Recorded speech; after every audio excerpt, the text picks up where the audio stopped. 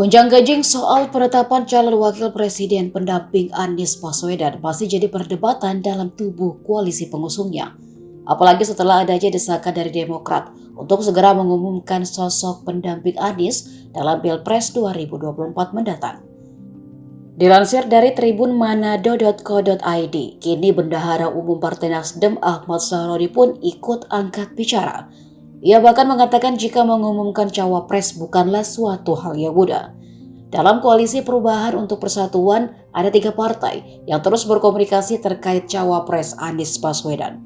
Adapun Ketua Umum Partai Demokrat Agus Harimurti Yudhoyono mendesak agar cawapres Anies segera diumumkan.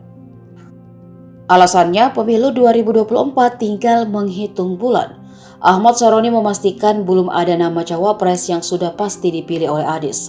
Meski begitu, dia memahami bahwa banyak orang yang ingin tahu siapa cawapres yang dipilih oleh capres masing-masing.